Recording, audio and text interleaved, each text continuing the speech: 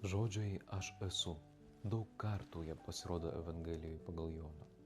Jėzus sako, aš esu gyvybės duona, pasaulio šviesa, gerasis ganytojas, kelias, tiesa ir gyvenimas. Aš esu vynmedis. Tardamas aš esu, jis tau primena. Jis tau primena, kad yra pasirengęs veikti tavo gyvenime. Bet ar jam leisi?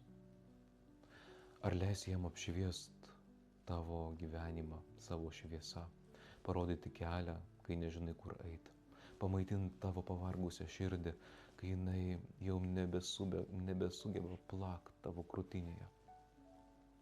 Kaip dažnai įvairiuose dalykuose savo kasdienybėje mes pasirenkame darbą, kūrėme planus, žmonių nuomonę įrašome į savo širdį ir ieškome atramos saugume. Atrodo, kad jei visą tai turėsime, tada būsime ramus. Tačiau gyvenimas parodo, kad visa tai gali keistis.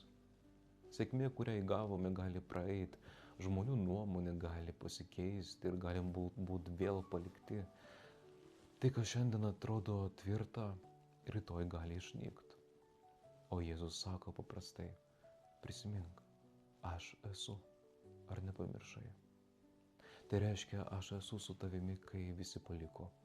Aš esu šalia tavęs, kad padėčiau. Aš esu tas, kuris duoda tau gyvenimą, kai pasaulis siūlo mirti.